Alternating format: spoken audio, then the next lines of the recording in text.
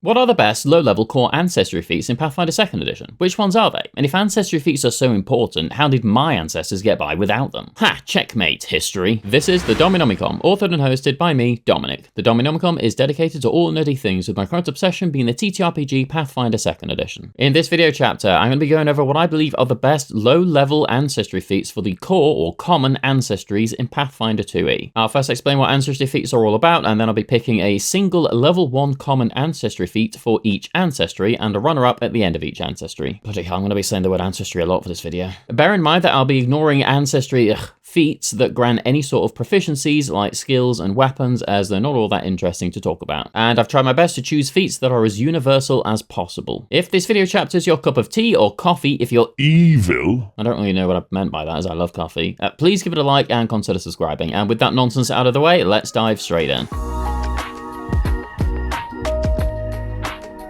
So, first of all, what are Ancestry Feats and when do you get them? Thank you for asking, Dominic. So, Ancestry Feats allow you to express your character's ancestry a little bit more, usually with passive bonuses, but sometimes with actions and reactions. They also help you distinguish your ancestry among potential others, so your PC feels as unique as possible. Ancestry Feats don't tend to be all that powerful in comparison to something like class feats or even general feats, but they are quite varied in the effects that they have on your character. You get these feats at first level, and then every 4 levels after that, which makes that level 5, 9, 13, and 17. And if you use the optional variant rule Ancestry Paragon, you get more of them. You begin the game with 2 and get 1 every odd level. And that's Ancestry Feats. But onto the list itself, starting with Dwarf, as I'll be going alphabetically. My pick for Dwarf, Unburdened Iron. This Ancestry feat entirely removes the speed penalty that you would normally get for wearing certain armor types. On top of that, anytime you would take a speed penalty for any other reason, such as a spell for example, you deduct 5 feet from that penalty, which is a lot more powerful than you may realize. The armor speed reduction removal is extremely useful, even for classes that generally don't wear heavy armor at all. So in PF2e, simply wearing medium armor without reaching the strength threshold will give you a -5 penalty to your speed. And for heavy armor, this is a -10 to your speed, and meeting that strength requirement only reduces this by 5. With this Ancestry feat, all of those speed penalties are completely removed. Generally, as a class that doesn't specialize in strength whatsoever, there's not really any point in even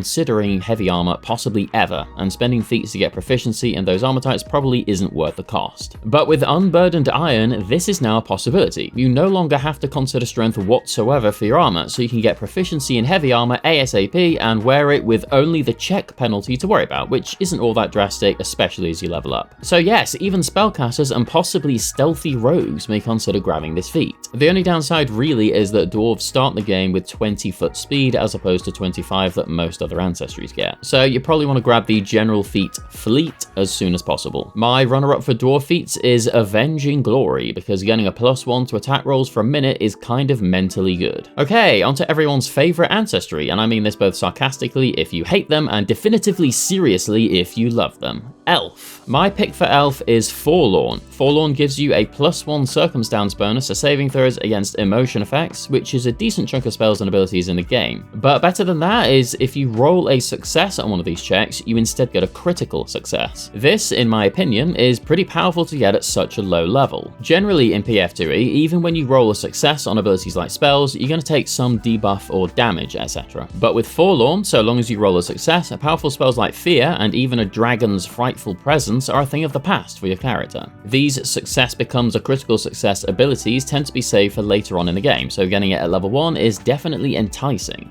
With that +1 to your saves against those effects, you're more likely to succeed on them anyway. Forlorn is definitely an excellent feat for pretty much any elf character in the game. My runner-up feat for elf is Nimble Elf, because an extra 5 feet worth of speed on an already 30-foot speed ancestry is always excellent. Onto the cutesy gnome ancestry. My pick for gnome is Unexpected Shift. This is a reaction that triggers when you take damage from basically any sort of attack. You roll a DC 16 flat check, and on a success, you gain resistance to damage from that attack equal to your level, and you gain a +2 circumstance bonus to the saves against that attack. To me, it's a little bit vague on whether or not this works retroactively for the save you already made against that effect, or if this is just for like persistent damage against that same effect.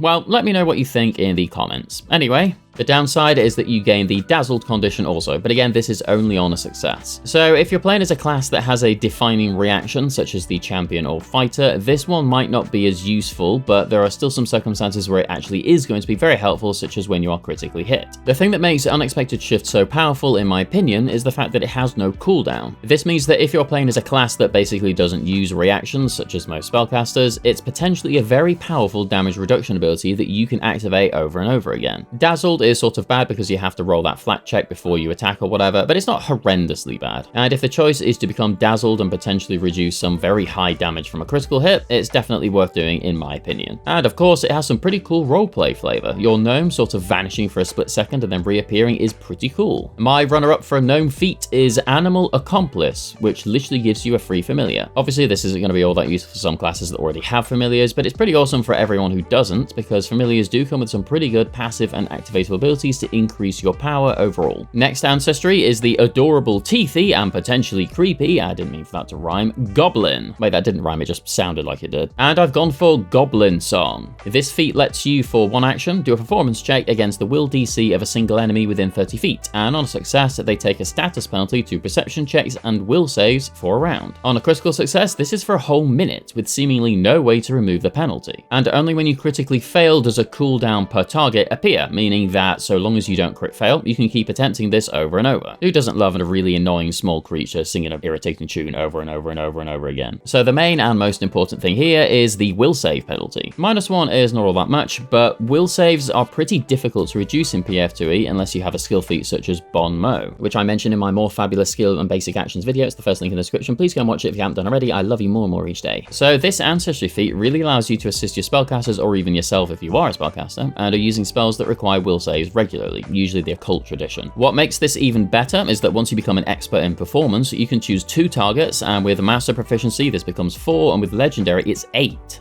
Imagine being legendarily annoying. It's like me in real life. Realistically, any sort of character can use this ability. It probably helps if you grab proficiency and eventually at least expert proficiency in performance, but so long as even a single person in your party uses abilities or spells that target will saves, this is potentially a very useful ability to have. Getting to spam it over and over and over again cannot be understated, nor can I understate the fact that you can target multiple enemies without all that much skill proficiency investment. Plus, goblins being able to perform a stupid annoying song is kind of hilarious and really fits their ancestry. Sorry to all the goblins out there. I love you, really. Runner-up feat for Goblin is Goblin Scuttle, because getting to step as a reaction when your ally moves near you is both cute and sometimes quite useful. I'd probably have chosen this one as my main ancestry feat selection, if not for the reaction cost. Next one is one of my favorite ancestries that I never seem to play for whatever reason. Halfling, and I've chosen Halfling Luck. With Halfling Luck as a free action once per day, you can reroll a skill check or saving throw, but you must take the latter result, and this is a fortune effect, meaning that you cannot use a hero point afterwards. This is probably one of the most popular and well-known feats due to it being practically a free hero point once per day. If you happen to be in a campaign where lots of days pass pretty regularly, such as a Hexploration campaign or the Adventure Path Kingmaker, there's a good chance that you're actually going to be able to use this ability a lot more than you would probably gain hero points. And in that sense alone, it's incredibly powerful, but even in other campaigns, it's still going to be quite useful indeed, though I recommend you save it for critical failures. Plus, all the non-halflings are going to be super jealous of you, which sounds pretty fun to me. The runner-up feat for Halfling that I've chosen is Intuitive Cooperation, and I only didn't pick this one in case some players don't want to aid or be aided. But if you're more of a cooperative player, which you probably should be in PF2E, then this one really is a toss-up, and might be worth grabbing both when you can. Next up is, oh crap, Human. This is going to be a tough one. They get so many good feats. I think I'm going to have to go with General Training, which gives you access to a general feat immediately. Human really does have quite a few excellent level 1 feats, but General Training to me has a bit of an edge over the others purely because of build potential. Yes, I am a nerd and I've gotten over it, and so should you. Have a certain character idea in mind, but your class doesn't have training in martial weapons? General Training and grab weapon proficiency. Have a character concept you've always wanted to try, but your class is missing that vital armor skills? General Training and grab armor proficiency. And I could go on and on. So I will. Do you want Splint Mail but don't want to take the -5 foot speed penalty? General Training and grab Fleet. What if your amazing PC desperately needs Battle Medicine from level 1 but you have a different background idea in mind? General Training and grab Battle Medicine, as you can take skill feats when you take general feats. Okay, that's enough. Or is it? Have a cool human character idea but want some elf feats to select ASAP? General Training and grab Adopted Ancestry at level 5 so you can nab some elf feats. Alright, that'll do. or will it? Yes, it will. Suffice to say, I love general training, and as mentioned in a previous video, I sometimes give my groups a general feat from level 1 to simply avoid players from choosing human just for general training. As for my runner-up, it's a toss-up between natural ambition for a delicious level 1 class feat if you desperately need one, and cooperative nature, simply because it makes getting those critical successes on aid checks much easier. So if you don't need a class feat at level 1, that's probably going to be an excellent feat to grab. Alright, Leshy, and I'm going to tell you all a secret. I really don't like Leshies.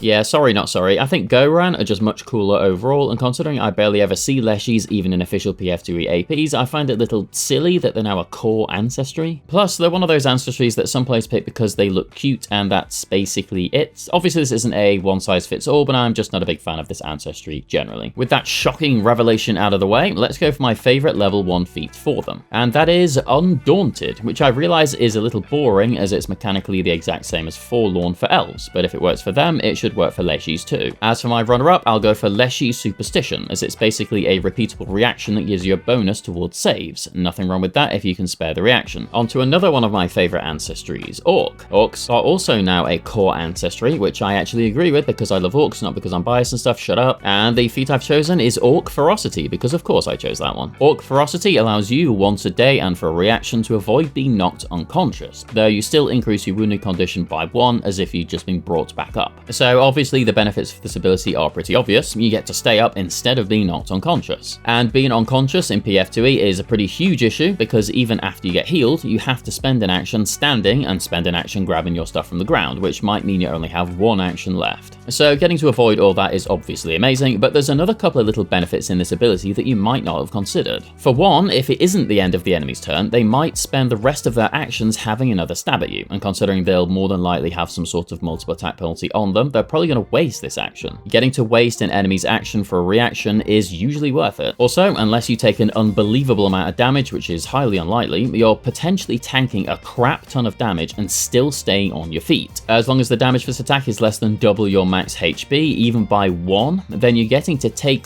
all of it and still have 1 HP left, which is kind of mental when you really think about it. It's like, I don't care how much damage you do or how little health I have, I'm still going to be stood here with 1 HP. And if that just isn't orcs being the coolest ancestry in the universe, then I don't know what is. And of course, it really fits the terrifying orc stereotype of them simply being too angry to be knocked unconscious, which in itself is just pure badass. For runner-up feat, I've gone for Orc Superstition because it's practically the same as Leshy Superstition, and bonuses to saving throws is always a good thing. Okay, that's my list of the top ancestry feats for the core ancestries of PF2E. Hopefully you learned a thing or two, or if not, hopefully you found yourself nodding in agreement with literally every point I said throughout the whole thing, especially the Leshy thing. Join the dark side.